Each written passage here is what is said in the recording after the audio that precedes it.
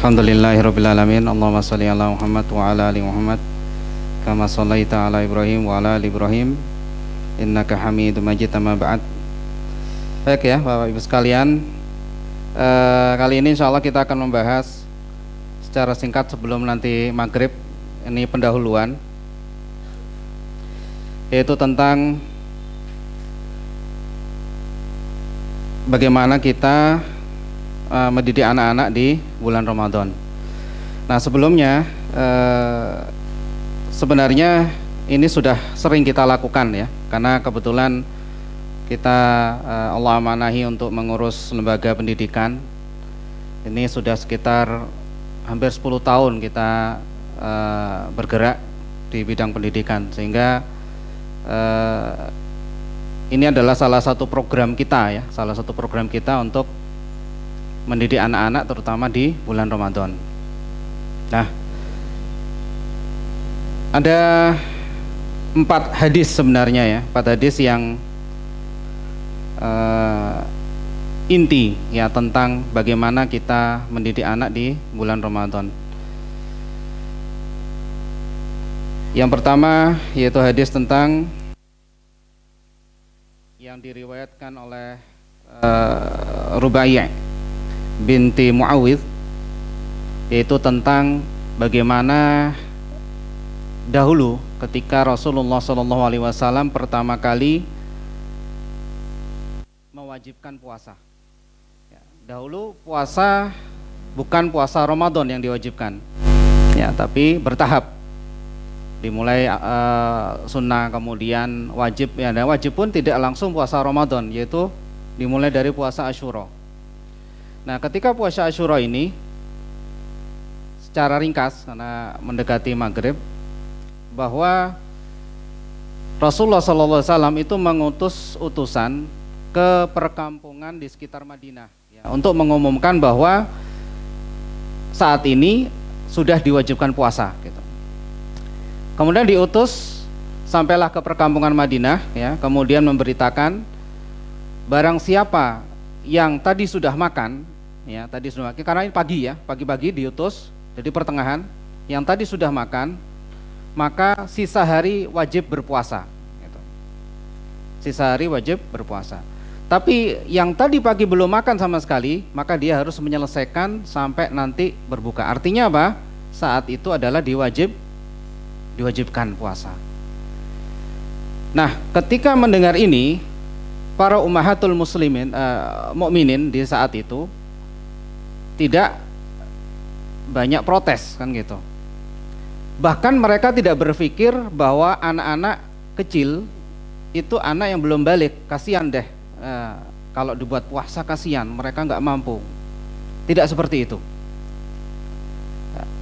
Bahkan disebutkan oleh Rubai' ini, setelah kejadian itu maka hari-hari berikutnya gitu ya, di Asyura berikutnya itu para sahabiah itu berusaha bagaimana caranya anak-anak, bahkan jelas di dalam hadisnya disebut sibyanus shaghir ya, sibyan itu adalah usia sebelum balik, jauh sebelum balik. Ada kata-kata shaghir lagi gitu loh. Perkirakan itu ya bisa anak SD angkatan kelas 7 seperti itu. Ya, ini sudah diajarkan berpuasa gitu. Nah, cara mereka ya diceritakan bahwa kompak, para ummahatul muslimin ini kompak, yaitu membuat sebuah mainan. Ya, mainan. Dalam satu riwayat disebutkan dari kapas, ada riwayat lain ya pokoknya tidak berbentuk, pokoknya mainan yang ditali gitu ya. Dan fungsinya, Bapak-Ibu sekalian, fungsinya adalah untuk melalaikan anak dari lapar gitu. Jadi ketika anak-anak nangis, ya nangis, aduh lapar. Nah, diajak bermain oleh ibunya. Gitu. Sehingga apa, lupa. Sampai nanti berbuka baru makan. Akhirnya bisa menyelesaikan satu hari berpuasa. Nah, ini satu hadis. Nanti insya Allah kita akan bahas faedahnya lebih detail. Kemudian yang berikutnya yaitu masalah tentang memerintahkan untuk sholat. Ya, dari Abdullah bin Umar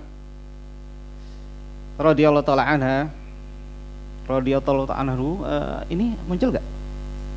Nggak ya? Oh yaudah, berarti ini nggak usah. Kalau muncul saya tunjukkan. Abdullah bin Umar ini beliau menyampaikan bahwa Rasulullah Shallallahu Alaihi Wasallam bersabda,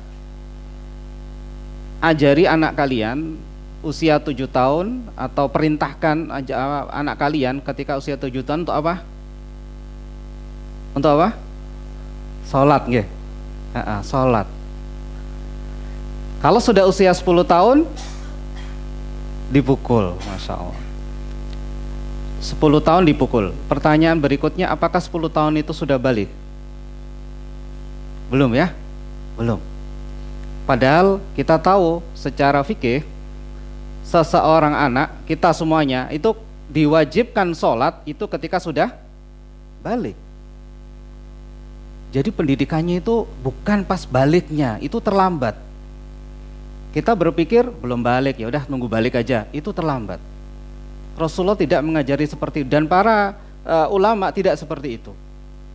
Bahkan 10 tahun belum balik pun dipukul. Ini menunjukkan ketegasan. 7 tahun ini sudah perintah. Bukan, ayo nak ke masjid, ayo sholat. Oh, mau nggak mau? Ya udah. Bukan itu. Ayo sholat. Kamu harus sholat. Sholat itu penting. Perintah. Usia berapa? Di bawah 7 tahun kita tidak main perintah. Kita pendekatannya lebih ke hati, lebih ke ngajak, ya, lebih memotivasi, kasih hadiah. Ini sudah indah banget ya. Dan di bulan Ramadan itu juga seperti itu, ya, cara mendidik anak-anak kita. Termasuk puasa dalam mazhab Syafi'i ini disamakan dengan perintah untuk sholat, ya, disamakan. Jadi usia 7 tahun, kemudian usia 10 tahun, di bawah 7 tahun maka menggunakan pendekatan motivasi gitu. Termasuk hadiah-hadiah. Nanti insya Allah semoga Allah menyempatkan kita untuk membahas ini.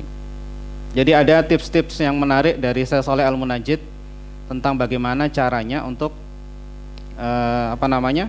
mendidik anak di bulan Ramadan, termasuk ngasih hadiah, termasuk kalau kita pingin puasanya ini ya itu bertahap.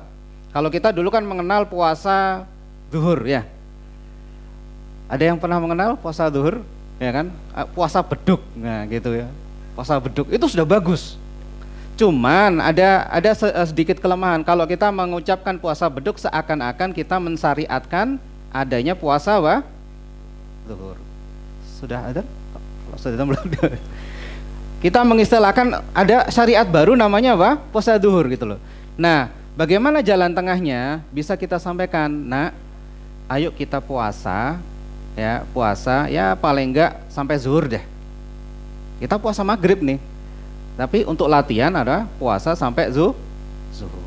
Bukan kita namakan puasa beduk, bukan kita namakan puasa zuhur. Kalau anak sudah mampu sampai zuhur, ya maka kita tingkatkan pelan-pelan. Biasanya menurut praktek kita berkali-kali dengan anak-anak TK, itu asar itu pun kadang-kadang asar lewat mereka.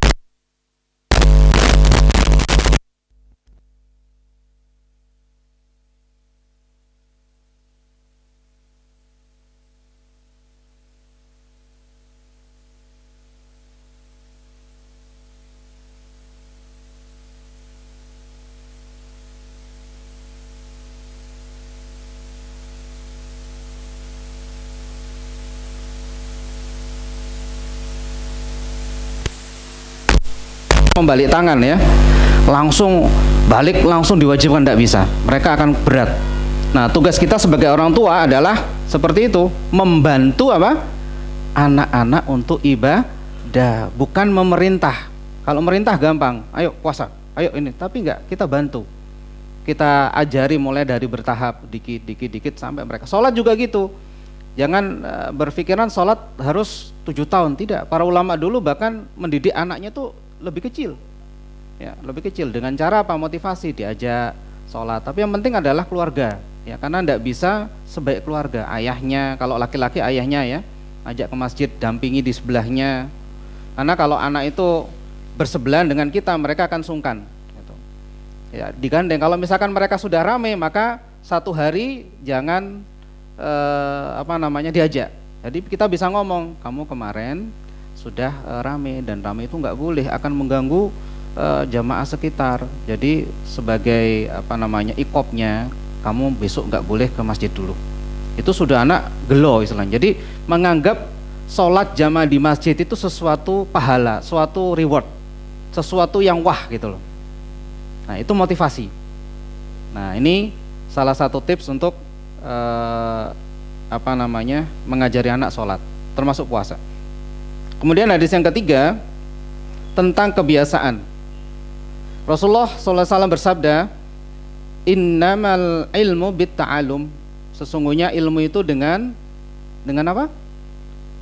Ta'alum, belajar, ya kan?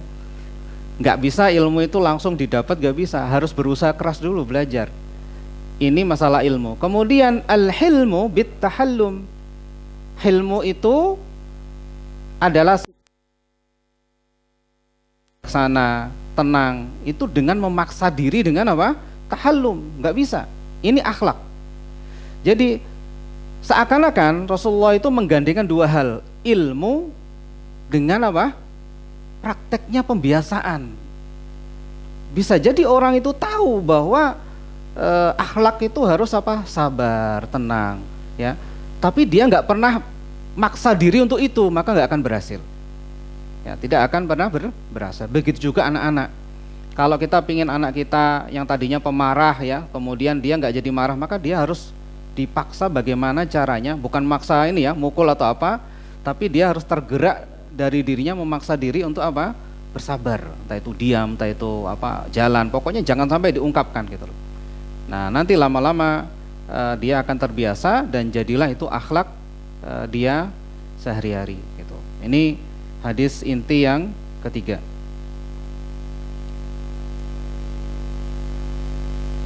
Kemudian hadis yang keempat yaitu masalah prioritas amal. Ya, dalam prioritas amal ini dalam hadis Arba'in Nawawi insya Allah terkenal, yaitu hadis Qudsi, ya, hadis ke-38.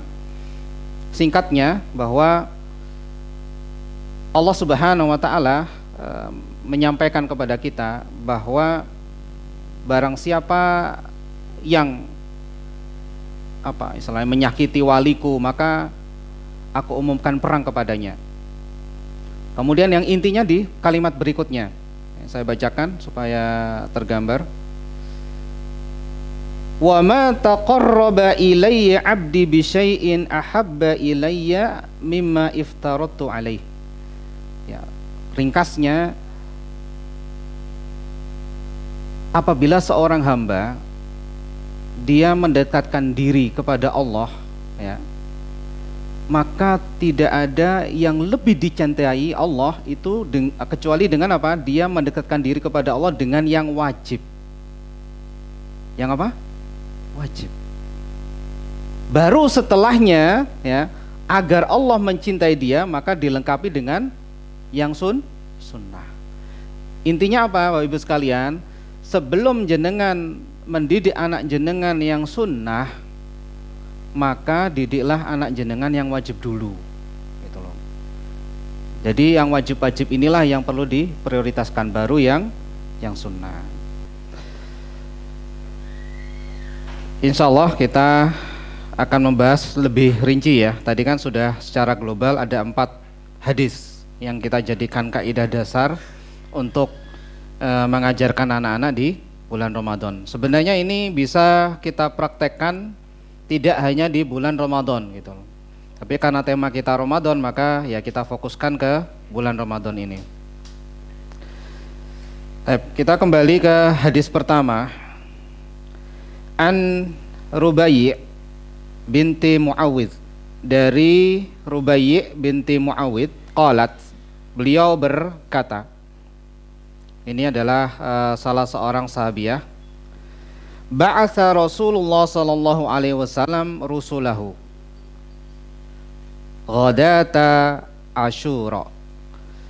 Rasulullah sallallahu alaihi wasallam pada suatu ketika pada pagi hari di hari Asyura, yaitu sekitar 10 Muharram, ya, pada tanggal 10 Muharram, ini mengutus utusan ila qural ansar allati haulal Madinah, ke perkampungan-perkampungan Ansor, yang Ansor itu adalah orang-orang di Madinah, ya. Ada, kita mengenal, ada Muhajirin dan ada apa? Ansor. Nah, Muhajirin adalah penduduk Mekah yang berhijrah ke Madinah. Kalau Ansor adalah para sahabat dan sahabiat yang di mana? Di Madinah.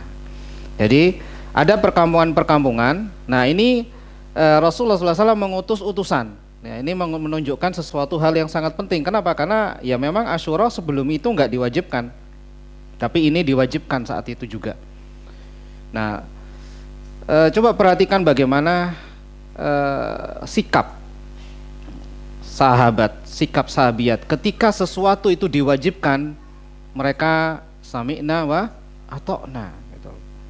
Ini nggak mungkin kalau tidak ada keimanan yang kuat. Bisa jadi kita kalau di zaman sekarang, ya, Allah memerintahkan gini, kita akan bilang apa? Sebentar, mungkin penafsirannya bukan gitu deh. Sebentar. Tapi tidak para sahabat dulu, ya. Mereka tetap bersemangat untuk mengamalkan apa yang diwajibkan. Sampai-sampai ininya dulu, ya, apa yang disampaikan oleh utusan, yaitu anna man kana akala, bahwasanya barang siapa yang sudah makan pada hari ini, falyasum baqiyata yaumih, maka hendaklah dia berpuasa pada sisa harinya. Artinya 1 hari penuh lanjutin puasa, jangan makan lagi gitu loh. Wa man lam yakun akal, dan barang siapa yang belum makan, falyasum, maka harus puasa. Fa innal yauma yaumu Asyura. Karena apa? Karena hari ini adalah hari Asyura. Nah, saat itu adalah wajib. Kalau sekarang apa? Wajib napa mboten? Sekarang? Kalau sekarang Asyura maksudnya 10 Muharram wajib gak puasa? Enggak kan, ya? Yang wajib hanya Ramadan, sama nanti ada puasa yang lain, puasa nada dan seterusnya, itu wajib, puasa ganti kan gitu.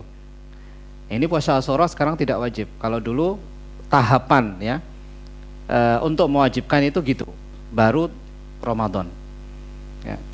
Terus qalat, kemudian sampai ke perkataannya Rubai'. Apa kata Rubai'? Fa kunna ba'da dzalika nasum. Maka setelah itu kita ya berpuasa. Wa nusawwimu sibyanana as-sighar minhum insyaallah. Dan kita juga nusawwim, ya, memuasakan, berusaha agar sibyan, anak kecil yang kecil tadi, sohir tadi, yang belum balik, kecil lagi, maka kita berusaha membuat mereka puasa. Fanadhabu ilal masjid, maka kita pergi ke masjid. Ini cara mereka, ya, cara para sahabat dulu, pergi ke masjid, para ummatul mukmininnya. Fanaj'alu lahum al-lu'bah minal ihn. Kita membuat untuk anak-anak ini mainan, ya, dari, ada yang mengatakan kapas, ada yang katun dan seterusnya, ada beberapa riwayat, intinya adalah mainan gitu, ya. Fa idza baka ahaduhum, apabila ada salah seorang di antara anak-anak itu nangis, alat ta'am, untuk meminta makan, wa fi riwayat, dalam riwayat lain, fa idza sa'aluna ta'am, kalau mereka minta makan kepada kami, a'tainahumul lu'bah, kita memberikan mainan itu, tulhihim hatta yutimmu shaumahum. Ya, ini akan membuat mereka lupa dengan laparnya, dengan makannya, sehingga dia bisa menyelesaikan puasanya. Nah, di sini ada faedah penting. Yang pertama, bahwa para ulama sepakat semua kewajiban agama, ya, tidak diwajibkan kepada seseorang kecuali dia sudah dalam keadaan balik. Satu. Ini para ulama sepakat. Termasuk apa? Puasa. Ya, termasuk puasa juga sama. Tapi ada tapinya. Kebanyakan para ulama, kata Ibnu Battal, kebanyakan para ulama menyukai untuk ngajarin anak-anak ibadah sebelum diwajibkan. Gitu. Alasannya apa? Ada 3 minimal alasan menurut Ibnu Battal yang beliau wafat pada tahun 449 ya. Kalau kita bandingkan sekarang kan 1445. Ini 449, jadi ulama mutaqaddimin yang dulu sekali. Yang pertama, ini adalah keberkahan untuk mereka. Ya, jadi kita ngajarin anak-anak itu, kita ingin anak kita untuk dapat berkah.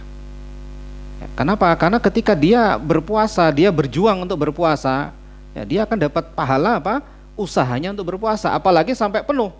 Ya, walaupun dia nggak dapat dosa, tapi dia dapat apa? Pahala utuh gitu loh.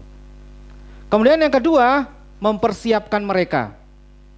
Ya, karena ibadah puasa itu termasuk ibadah yang berat, maka butuh disiapkan dari awal. Semakin lama persiapan itu, anak-anak semakin siap. Jadi tidak ujuk-ujuk langsung kita wajibkan. Ya. Kemudian yang ketiga, agar mereka mudah melakukan kewajiban. Jadi puasa berat, tapi sudah kita lakukan bertahap, insya Allah mereka mau mudah. Terus para ulama ini beda-beda dalam menentukan kapan anak itu wajib puasa. Ya, kapan anak itu wajib puasa? Tadi balik jelas ya, ulama sepakat. Nah, kalau dibandingkan usia, kapan mereka wajib puasa? Kenapa? Karena kadang-kadang usia balik pun mereka nggak mampu. Apalagi di bawahnya ya, di bawahnya. Nah, ternyata para ulama juga berbeda pendapat. Yang pertama, dan ini kebanyakan yaitu apa? Apabila mereka mampu berpuasa, maka saat itulah wajib puasa. Jadi ukurannya itu mampu. Gitu. Kemudian yang kedua, ini tips dari Al-Auza'i. Jadi beliau melihat dari pentahapan ini, tahapan untuk mensyariatkan puasa. Jadi sebelum ada syariat puasa Ramadan itu kan bertahap. Dari Asyura, kemudian Ayyamul Bid, ya 3 hari di bulan tengah-tengah bulan itu kan, baru puasa Ramadan. Nah, Al-Auza'i mengatakan kalau ada anak yang dia bisa puasa 3 hari berturut-turut, ya tanpa mereka lemah, ya artinya ya 3 hari nggak ada efek apapun, maka ini dianggap mampu. Gitu. Jadi 3 hari berturut-turut kita coba, wah ini bisa ini, berarti dia sebenarnya mampu. Ya, tinggal mengendalikan apa?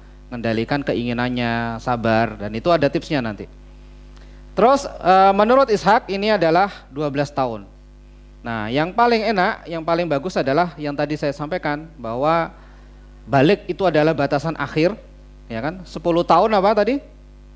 Kalau nggak puasa, ya kita agak ada sesuatu lah yang mungkin tidak harus kita pukul beneran, ya. Kalau zaman sekarang itu agak kesulitan kita nerapkan ini. Ya mungkin dengan sesuatu hukuman yang itu lebih nyantol ke anak-anak sekarang. Dan pukulan pun Bapak Ibu sekalian, ini ada aturannya. Jadi jangan mentang-mentang ada hadisnya gitu ya, kita pukul sembarang, tidak. Kalau Anda mukul anak dengan emosi, maka itu bukan yang dimaksudkan. Ya, itu emosi Anda yang muncul. Mukul itu untuk mendidik. Ya. Para ulama dulu mukul itu kadang-kadang pakai memang agak keras ya, ada metode. Itu cuma untuk nakut-nakuti. Kadang untuk sesuatu yang lembut, misalkan kalau bahasa kita selendang atau apa ya, sekedar mereka supaya takut gitu aja. Nah, ini hati-hati dengan emosi. Kalau kita sudah ngeluapin emosi, biasa pukulan itu akan melukai gitu loh. Bukan itu. Ya, bukan itu yang dimaksud pukulan. Ada caranya, ada tata caranya. Nah, kalau 7 tahun berarti diapakan? Diperintahkan. Nah, itulah yang paling bagus untuk didik puasa. Terus kemudian ada tips yang menarik dari Syekh Shaleh Al-Munajjid. Bagaimana sih cara kita punya anak nih? Anak masih kecil. Kita pengen membiasakan dia puasa. Bagaimana tipsnya? Yang pertama, Anda harus ngobrol dari hati ke hati dengan anak. Gambarkan dengan bahasa yang mudah difahami anak bahwa puasa ini adalah sesuatu yang menakjubkan, sesuatu yang disukai anak. Ya. Dan ini beda-beda ya. Anda berbicara dengan anak TK, Berbeda dengan anak SD, beda kayak anak SMP kan gitu. Jenengan harus berposisi sesuai dengan bahasa mereka. Makanya Rasulullah itu sosok yang luar biasa. Kalau bermuamalah dengan anak TK, beliau seperti anak TK. Ya mainan, ya bercanda, itu banyak hadis-hadisnya. Kalau dengan orang dewasa ya bertingkah seperti dewasa. Nah, inilah kita harus bisa menyesuaikan dengan bahasa anak. Prakteknya bagaimana? Nah ini mungkin jenengan bisa praktek terus akan banyak tahu ya. Misalkan anak TK ya, anak TK ya bisa kita ayo kita puasa dulu yuk. Nggak mau, udah 1 jam aja deh gitu. Setelah 1 jam selesai udah puasa, udah wah hebat, kita puji kan, Masya Allah, kita peluk segala macam, Masya Allah ini Abi lihat kamu puasa, Umi lihat kamu puasa, seneng, ada hadiah untuk kamu. Nah ketika dikasih hadiah anak umur segitu pasti apa? Senang. Dia akan berpikir, wah puasa 1 jam dapat hadiah, oke, aku puasa lebih lama kan gitu. Nah itu contoh ya, contoh bahasa-bahasa yang mudah. Dan jangan antipati dengan hadiah Pak Ibu. Jangan berpikiran bahwa anak itu seperti kita ya. Mereka itu butuh hadiah, butuh sesuatu yang membuat mereka senang gitu. Kemudian yang berikutnya adalah melatih secara bertahap, tadi ya sudah saya sampaikan.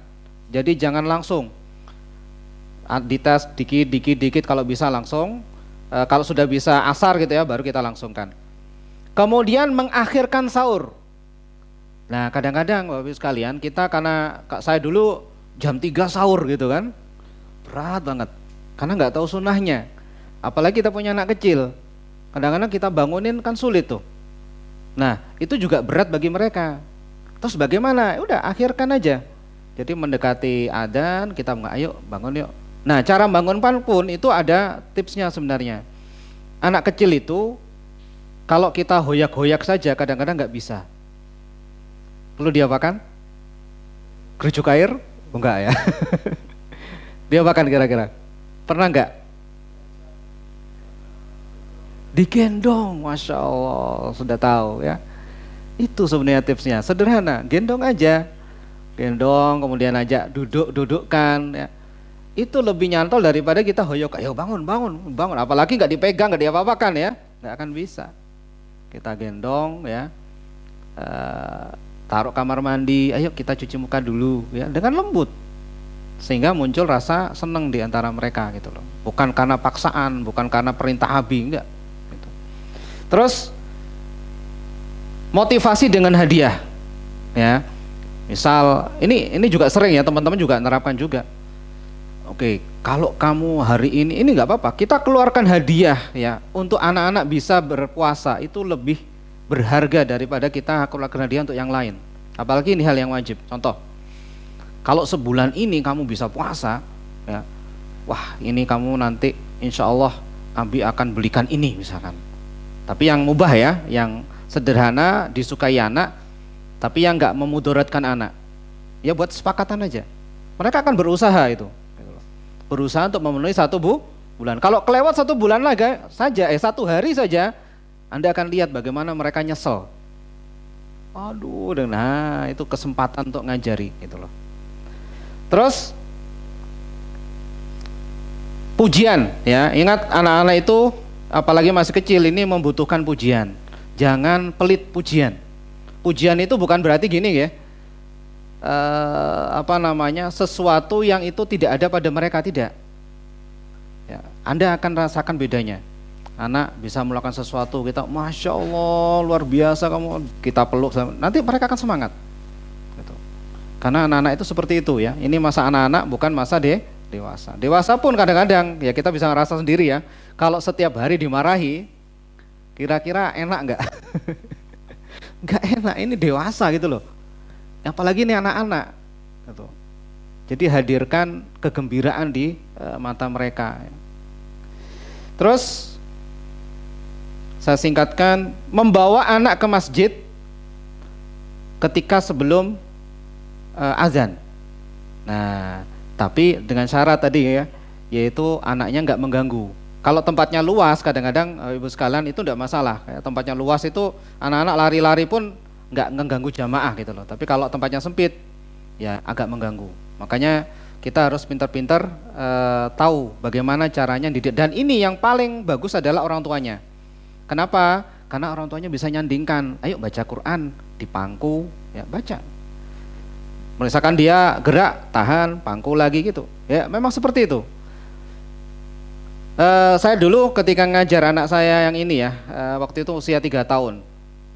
3 tahun itu kita jangan berpikir ngajarin tahfidz seenak sekarang gitu ya. Duduk. Terus di setelin, nggak bisa. Karena anak 3 tahun. Terus bagaimana ngajarin? Saya ingat dulu sempat ngajarin An-Nas itu ya. Yuk ikut. Qul a'udzu. Udah berdiri lari, hilang. Udah tunggu dulu gitu kan sampai selesai, udah gendong lagi, taruh, yuk lanjutin. Qul a'udzu, udah hilang lagi. Baru qul a'udzu gitu loh. Nah, karena usia berapa? 3 tahun. Tapi jenengan bisa lihat di tempat kita usia TKB itu 2 jam duduk betah mereka. Dari awalnya 3 tahun kayak gitu loh. Nah, makanya bertahap, jangan langsung. Terus terakhir, jujur tentang pahala puasa ya. Jadi kita ngomong apa adanya Bapak Ibu sekalian, jangan sampai kita bohong. Apa maksudnya gini? Mungkin anak kita tanya, Bibi, kalau aku puasa duhur itu dapat pahala puasa enggak? Puasa penuh enggak? Dapat enggak kira-kira? Tidak. Ya kita sampaikan aja. Ya bisa jadi gini, kalau kita ngomong tidak, dia kan akan aduh enggak kan gitu. Kita balik strateginya. Kita ngomong apa yang pertama? Kamu akan dapat pahala usaha kamu berpuasa. Ya, kita nggak ngomong langsung nggak dapat, kan beda ya rasanya ya, nggak dapat. Sama satunya tadi, kamu dapat pahala berusaha puasa. Anak akan lebih semangat. Oh iya ya, dapat usahanya puasa. Nah, itu jujur. Ya walaupun memang benar nggak dapat ya, hanya dapat pahala usaha puasa. Terus ini juga faedah berikutnya, gambaran tentang masjid ramah anak. Nah sedikit saya singgung ini belum ada ya sebenarnya kita sudah punya ide ini sudah lama sekali. Sebuah masjid itu harusnya ada tempat bermain, yang tempat bermain itu tidak akan mengganggu jamaah. Karena satu kelebihannya ya, kita kan kadang atau apalagi ibu-ibu kan bawa anak kecil ya, bawa anak kecil segala macam pengen ibadah. Nah ketika sampai ke masjid, kadang-kadang anaknya belum siap tuh untuk berada di jamaah. Terus gimana solusinya? Ya dia akan gabung ke tempat bermain tadi. Nah, tapi di sana pasti harus ada petugas yang apa? Yang ngemong anak-anak gitu loh. Nah, ini luar biasa. Termasuk kajian juga begitu. Kajian itu ummahat itu cenderung kasihan. Kenapa? Bapak-bapak nggak keganggu dengan anak-anak kan? Coba bayangkan ummahat. Wah, bingung gitu loh. Nah, coba seandainya ada suatu masjid yang di sana sudah ada tenaga yang khusus untuk ngajarin anak-anak. Makanya ada tempat bermain, sudah ada, tinggal nanti ada ini tadi tenaga khusus yang fokusnya ini untuk gimana mengondisikan anak-anak. Jadi pelajaran yang untuk anak-anak berbeda dengan pelajaran yang biasa. Ya, sebagaimana apa? Tadi ya, ini bawa anaknya ke masjid, nggak ada masalah. Kenapa? Karena para sahabiat dulu itu sangat tanggung jawab dengan anaknya, nggak akan mengganggu jamaah ikhwan, nggak akan mengganggu apa jamaah sholat. Ya, terbukti apa? Rasulullah tidak pernah menegurnya, tidak pernah ada kasus hadis yang mengatakan ada anak-anak rame di zaman itu ganggu orang sholat, tidak ada. Ya, ini menunjukkan hebatnya ummahat zaman dulu. Gitu loh. Nah, tinggal kita mengondisikan di zaman sekarang. Tayyib. Terus pada hadis yang kedua dari Abdullah bin Umar tentang perintah sholat ya, muru auladakum bis sholah wahum abna'us sab'i sinin. Perintahkan anak-anak kalian untuk sholat tatkala mereka berusia 7 tahun. Wadribuhum 'alaiha, dan pukullah mereka wahum abna'u asyr. ketika mereka usianya 10 tahun. Dan ini penting, wa farriqu bainahum fil madaji', dan pisahkan tempat tidur mereka. Nah, tadi sudah saya terangkan masalah 7 tahun, 10 tahun. Ini ya. Baik. Ada Nisa dulu.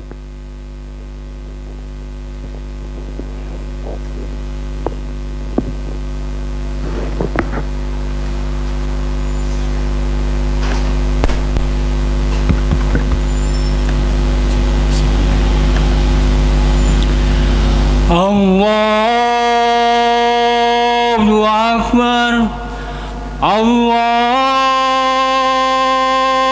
Akbar, Allahu Akbar, Allahu Akbar. Asyhadu an la ilaha illallah,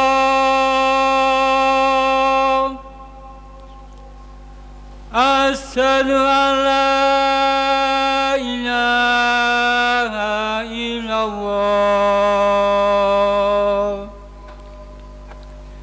asyhadu anna Muhammadar Rasulullah,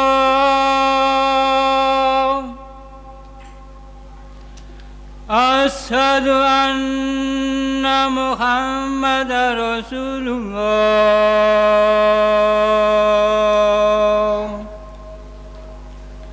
Hayya 'alas shalah,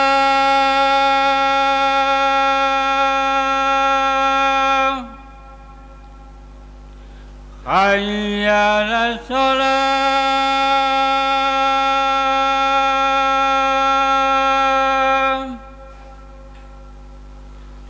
hayya 'alal falah,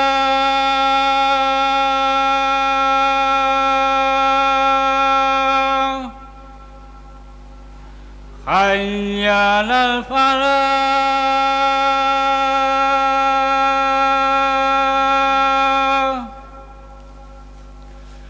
Allahu Akbar, Allahu Akbar. La ilaha illallah.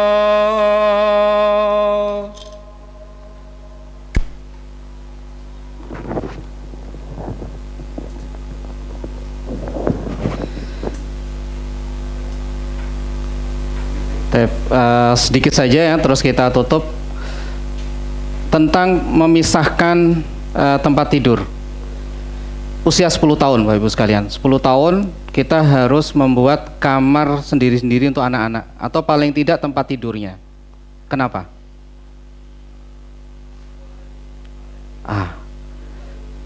Ketika usia mendekati balik, maka mohon maaf, syahwat itu kadang-kadang ada gitu loh. Itu sekarang kan nggak karu-karuan ya. Kenapa? Karena kita mungkin lupa. Ya, kita lupa tentang aturan ini gitu loh, sehingga menganggap biasa saja, wong masih kecil kan gitu. Padahal tidak. Apalagi di zaman sekarang anak-anak itu tumbuh lebih cepat. Kita menemui anak 9 tahun sudah balik. Nah, itu di sekolah kita ada gitu loh. Nah, ini kan menunjukkan kita harus antisipasi jauh sebelum itu. Gitu. Nah, intinya saya ingin sampaikan kepada kita semuanya yang bahwa sebenarnya hadis-hadis Nabi itu sudah banyak terdapat panduan untuk mendidik anak. Ya mungkin kita kurang mendapatkan inilah pemahaman terkait hadis-hadis tersebut. Nah maka terakhir saya memotivasi antum sekalian ya, mari kita mempelajari hadis-hadis masalah pendidikan anak, karena ini adalah sesuatu yang penting, karena amanah besar bagi kita untuk mendidik anak-anak kita. Mungkin itu saja, kurang lebihnya saya mohon maaf. Allahumma shalli ala Muhammad wa ala ali Muhammad. Subhanakallahumma wa bihamdika asyhadu an la ilaha illa anta astaghfiruka wa atubu ilaik.